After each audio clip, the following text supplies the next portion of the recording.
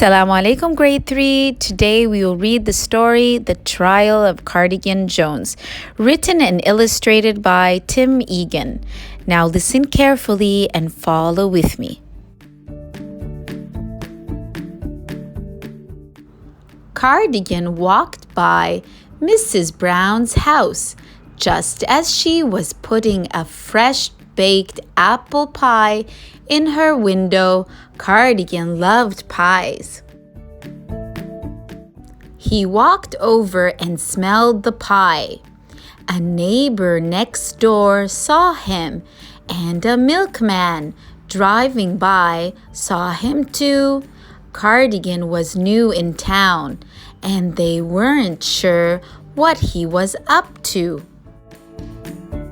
A moment later, Mrs. Brown came back to the window, and the pie was gone. She was so upset, she called the police. She told them that she'd seen a moose just a few minutes before they drove around the block and stopped Cardigan. Noticing that he had pie crust on his shirt, they arrested him, even though he insisted he hadn't stolen the pie. A judge and a jury were chosen to decide if he stole the pie or not. The neighbor and the milkman were called as witnesses. Cardigan's trial started the next day. Mrs. Brown took the stand first. "Is there anyone in this courtroom that you saw the day the pie disappeared?" the judge asked her. "Yes," she said. "That moose over there." She pointed to Cardigan.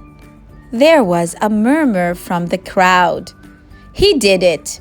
He's guilty," someone said. "We don't know that yet," said the judge. The rabbit then took the stand. "Did you see anyone near the pie?" the judge asked the rabbit. "Sure did," said the rabbit. "That moose right there, he stole it." "No, I didn't," shouted Cardigan. "I didn't steal it. I promise." "Order," shouted the judge. Cardigan turned, and his antlers bumped a statue and sent it crashing to the floor. It made a really loud noise, and the jury gave Cardigan dirty looks. "Next witness," shouted the judge. The milkman then took the stand. "Who did you see at the time the pie was taken?" the judge asked. "The moose," he said. No question about it. He walked right up to the window. His face was practically touching the pie. By now, some folks were convinced that Cardigan took the pie, even though the judge kept saying, "We still don't have any proof."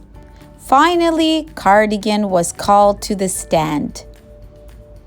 As he crossed the courtroom, his antlers got all wrapped up in the flag.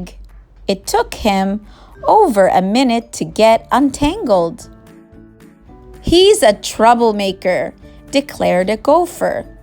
Others nodded in agreement as the judge asked, "Well, Moose, did you walk up to the pie?"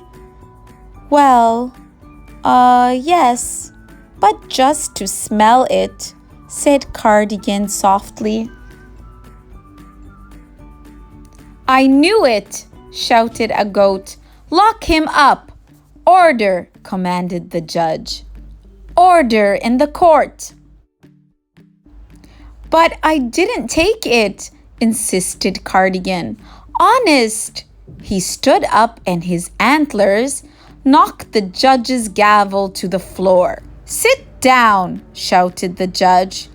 But as Cardigan went to sit, he bumped the judge with his antlers. The judge fell to the ground. "He hit the judge," shouted one of the security guards. They grabbed Cardigan and started taking him away. The jury members had made up their minds, but the judge stood up and said, "Now just hold on a minute.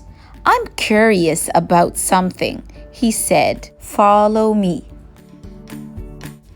He walked out of the courtroom, and everyone followed him through the town.